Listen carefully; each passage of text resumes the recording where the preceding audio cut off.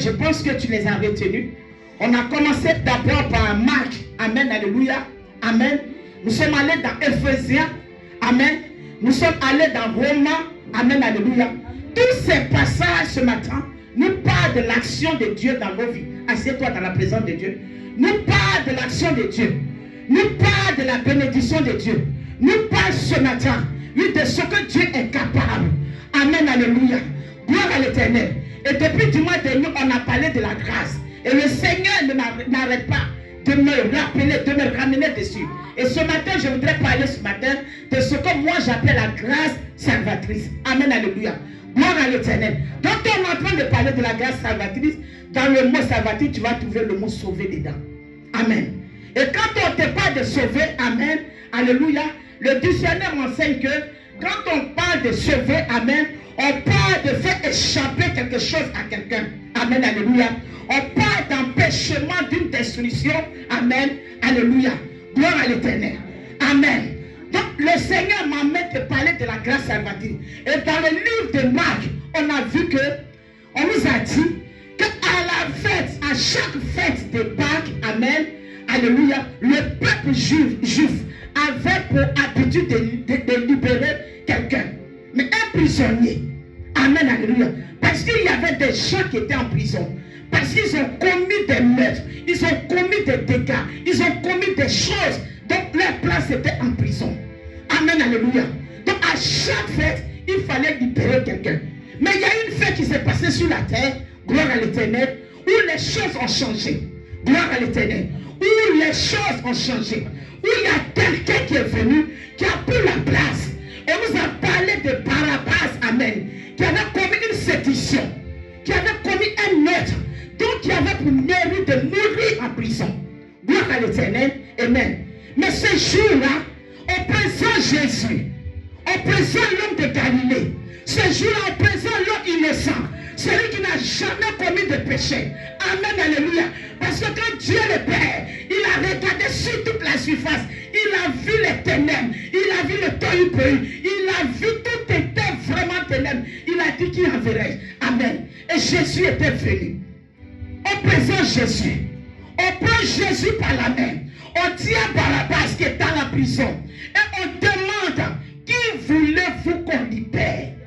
Bien-aimé dans le Seigneur, le peuple n'a pas hésité. Le peuple n'est pas resté là en train de calculer. Mais ils ont dit, libérez Barabbas, libérez Yewa, libérez Nathalie, Maroté, Esther, libérez Edwige. Amen, alléluia. Et que Jésus soit condamné. Amen. La condamnation de Jésus est venue à partir de ce jour-là. Amen. Amen. Amen, alléluia. Jésus a pris la place. Pilate pose la question. Mais qu'est-ce qu'il a fait? Quand je le regarde, je ne vois qu'une faute. Quand je le regarde, je ne vois pas en quoi il peut être en prison cet homme. Quand je le regarde, je ne vois pas ce qu'il accuse. Qu'est-ce qu'il peut l'accuser? Quelle action il a commis? La prison est faite pour ceux qui ont commis des délits. La prison est faite pour les voleurs. Amen, alléluia. Pour les menteurs. La prison est faite pour ceux qui ont péché. Mais ce jour-là, une grâce particulière s'est présentée. Barnabas est sorti librement. Il a été libéré des chaînes de la condamnation, de la malédiction. Il a été libéré des hôtels de pression. Et Jésus a pris la place.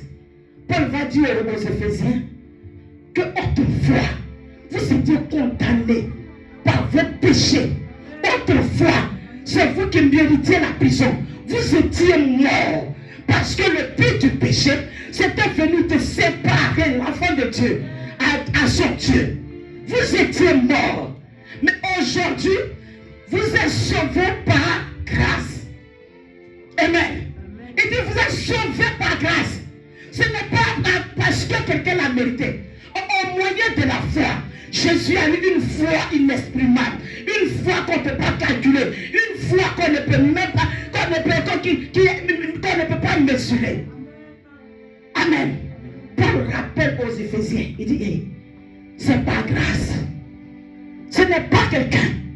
Dis à quelqu'un, c'est pas à cause de quelqu'un je suis là. Amen. Alléluia. C'est pas quelqu'un qui m'a donné la vie. Bien-aimé dans le Seigneur. Pour que tu puisses avancer dans le combat spirituel, tu dois connaître cette vérité biblique. Tu dois connaître qui t'a racheté. Tu dois connaître qui a pris le prix, qui a payé le prix pour toi.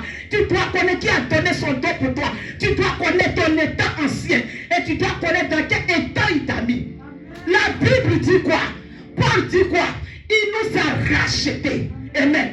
Autrefois, on était condamnés. Il est venu, il nous a sauvés par la grâce.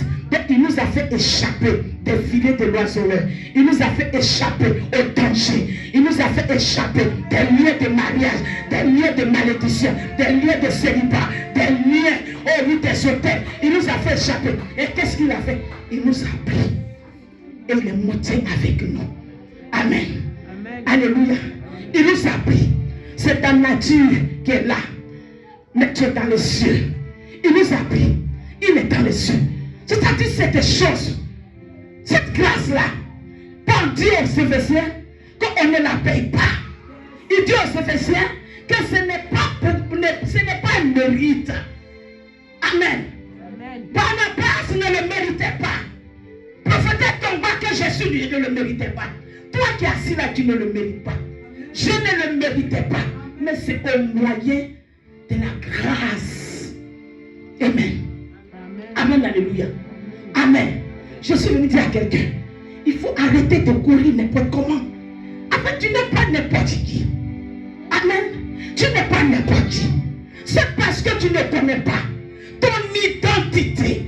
Tu ne connais pas le combat qui a été décrété ce jour. Tu ne connais pas la victoire qui a été lancée. Amen, c'est pour ça que tu tournes en rond. Amen. Amen. Donc il dit, au Romain, il dit, mais est-ce qu'on va continuer à marcher comme ça? Amen. Est-ce qu'on va continuer? Ce n'est pas parce que la grâce a débordé que nous allons encore nager dans l'ancienne nature. Amen. Alléluia. Est-ce qu'on va continuer? La grâce, elle est trompeuse. La grâce est là. Mais la grâce, il faut l'entretenir. Amen. La grâce, il faut l'entretenir. Il faut l'embellir. Amen. Il faut connaître la position de la grâce. Il faut donner un caractère à la grâce. Il faut donner une place à la grâce. Il faut l'honorer. Il faut vivre selon la grâce. La grâce a son caractère. La grâce est une identité. La grâce est un message. Romain, vous allez continuer à vivre comme ça. C'est-à-dire comme des enfants que Jésus n'a pas payé le prix pour eux. Dans la peur, amen, dans l'inquiétude, vous allez encore retourner dans l'esclavage et dire non. Dis à quelqu'un non ce matin. Dis à quelqu'un non.